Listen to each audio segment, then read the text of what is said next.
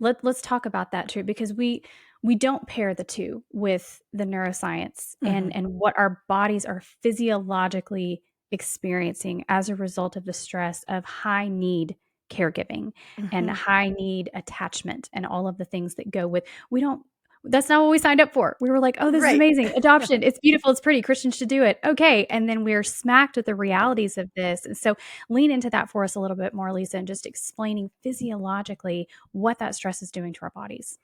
Mm, yes. So, when we bring our kids home, many of our children have experienced trauma.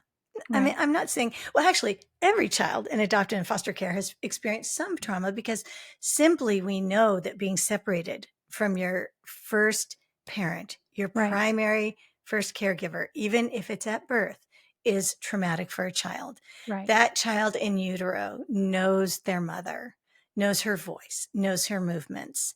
And we also know that children experience trauma in utero from exposure to substances, from the extreme stress and trauma that mom might be in.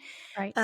So we know that every child who comes to us through adoption, foster care, kinship care has experienced extreme loss, and something has gone wrong for them to need to be cared for in a new family. Right. And so our kids often exhibit what we would call, what Dan Hughes and John Balin defined as block trust, Mm. that they, because of what they've experienced deep within their nervous system, they are wired in a self-protective way to not trust.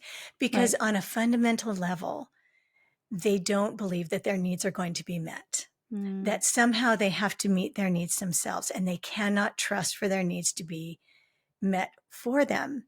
Right. Because we know that the thing about attachment is the child expresses a need, and whatever it is, hunger, thinking of an infant, hunger, cold, fear, whatever it is, they express the need. The loving, stable adult meets that need. The child is soothed and calmed.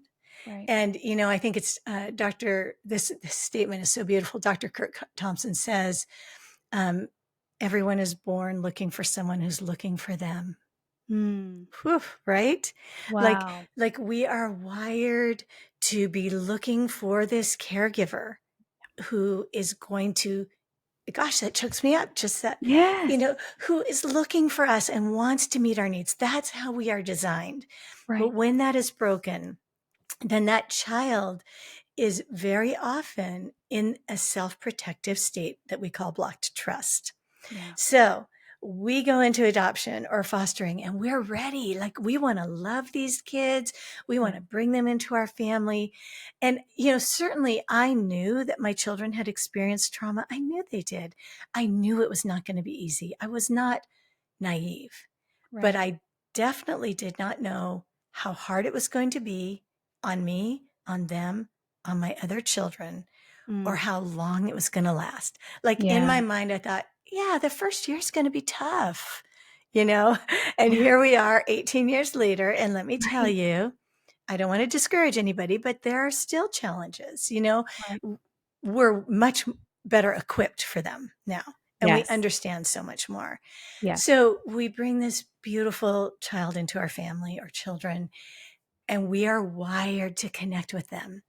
And as we begin to do the things that come naturally to us, give eye contact, gentle touch, all the things that we do, Yeah. often we're met with a response that our brain and our nervous system is not expecting. Right. Either we get an indifferent response, kind of a flatness, we might get an aggressive response, we might get a negative response. And over time, our nervous system, which is wired to protect us, will Yeah. begin to say, something's not right here.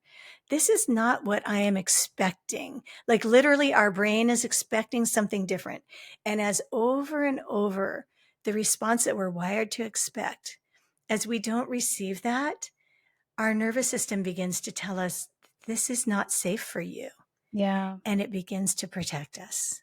Mm. So we begin to have this sense of, I don't think I want to get very close to this child, or, and I'm not, this is not cognitive. This is deeply Right. subconscious, Right. or our nervous system says, be careful, be careful. Don't offer that. Don't do this. Our nervous system is trying to keep us safe. And that's Yeah. what it's supposed to do. God Right. made our nervous system to do that for us.